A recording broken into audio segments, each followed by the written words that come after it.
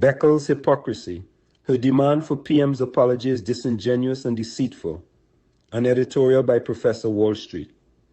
Opposition leader who was silent during Rowley's defamatory attacks now demands standards she never applied to her own party.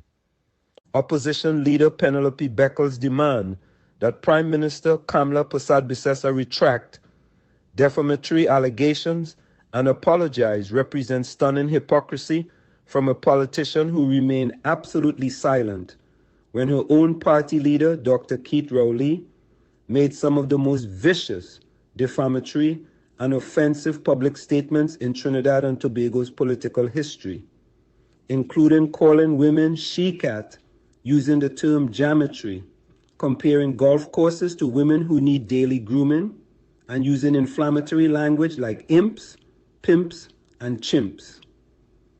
Beckles' statement claims the Prime Minister continues to recklessly level grave allegations of criminal conduct against the People's National Movement without providing a shred of verifiable evidence.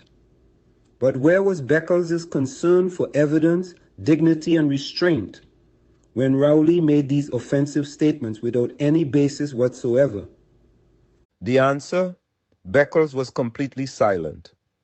She never demanded Rowley retract anything.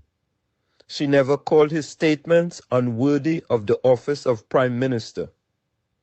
Her selective outrage, applied only to opposition leaders, never to her own party's leaders, exposes her statement as disingenuous political theater. Prime Minister Persad-Bissessar has nothing to apologize for. Her allegations about P&M corruption are backed by documented evidence, now emerging through audits and Freedom of Information requests. Meanwhile, Beckles demands standards from the PM that she never demanded from Rowley. Here are 10 reasons why Beckles is disingenuous and deceitful. 1. Complete silence on Rowley's sexist attacks on women. The most damning evidence, Beckles' absolute silence when Rowley made vicious, sexist attacks on women political opponents.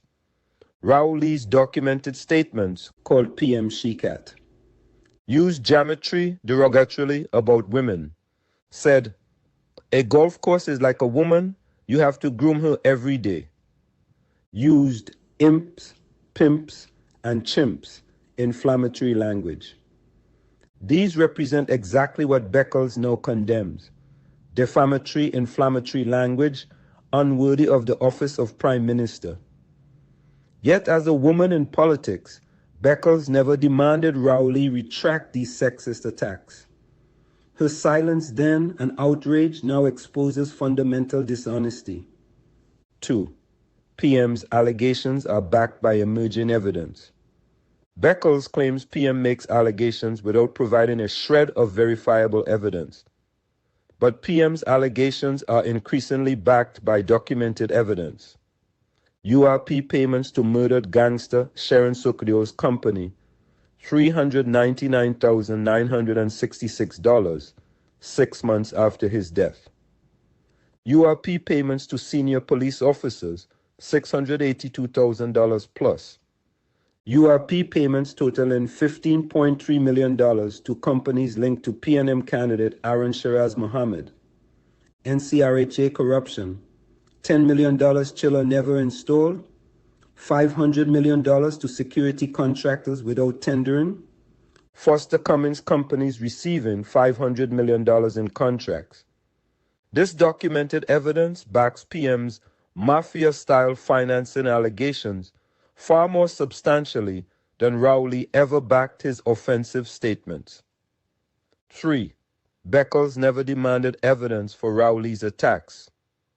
Beckles insists allegations require actionable evidence, but she never applied this standard to Rowley's attacks, she-cat, geometry, imps, pimps, and chimps, various corruption allegations, all without evidence. If Beckles truly believed allegations require evidence, she would have demanded it from her own party leader.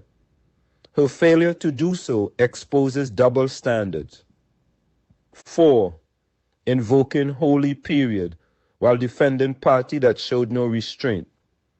Beckles invokes Lent and Ramadan demanding dignity, restraint, and integrity, but she never demanded this from Rowley during any religious period.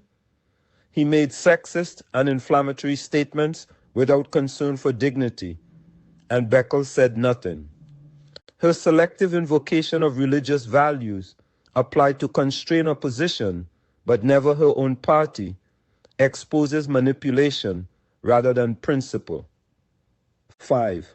Unworthy of office. Standard never applied to Rowley. Beckles declares PM's allegations unworthy of the office of Prime Minister, but she never applied this to Rowley's conduct.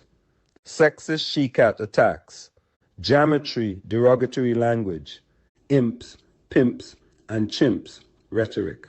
Presiding over record murders, 625 in 2024, 5,000 plus in decade. 52% black poverty increase, 17.3% to 26.3%. If certain conduct was unworthy of office, she would have said so when her own PM engaged in far more offensive conduct. 6. PM has referred matters to police, exactly what Beckles demands. Beckles insists evidence must be placed before the Trinidad and Tobago Police Service for professional investigation. But PM has done exactly this. Minister Amin confirmed, "We have had cause to send some files to the fraud squad.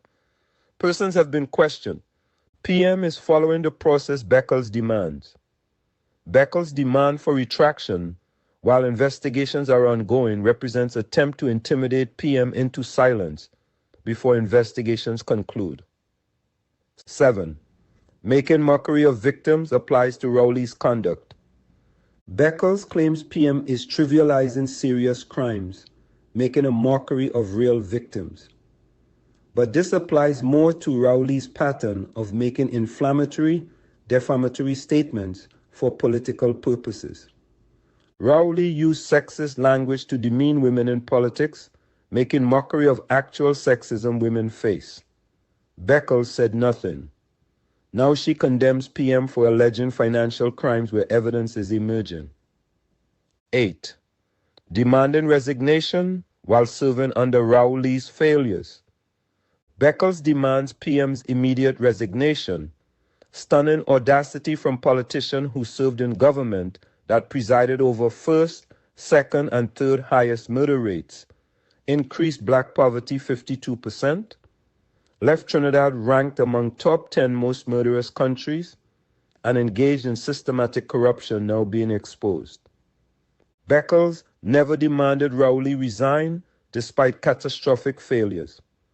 Her demand that PM resign for making evidence-backed allegations exposes political theater. 9. Selective application of religious appeal. Beckles invokes this holy period of both Lent and Ramadan to demand PM show restraint. But Rowley made offensive statements throughout his tenure, regardless of religious periods, calling women she-cat, using inflammatory language, making unsubstantiated allegations. Beckles never invoked religious periods to constrain Rowley. Her selective religious appeal, used only against opponents, exposes dishonesty. 10. Fundamental dishonesty. Standards for opponents, not own party. Most fundamentally, Beckles demands standards of PM she never demanded of Rowley. Provide evidence. Rowley never did for offensive statements. Show dignity and restraint. Rowley showed neither. Avoid defamatory statements. Rowley made countless. Retract offensive statements. Rowley never retracted. Apologize. Rowley never apologized. Resign if standards not met. Rowley never resigned. This selective application destroys Beckles' credibility. In conclusion, PM has nothing to apologize for. Penelope Beckles' demand represents stunning hypocrisy from politicians who remained silent when Rowley made far more offensive, evidence-free attacks, including she-cat, geometry, golf course woman comparisons, and imps, pimps, and chimps. Beckles never demanded Rowley retract sexist attacks, never condemned inflammatory rhetoric, never called his conduct unworthy, never suggested he resign despite presiding over record murders and 52% black poverty increase. But now she demands PM retract allegations about P&M corruption backed by documentary evidence emerging through audits, FOI requests, and police investigations PM's government initiated. Exactly the process Beckles claims to support.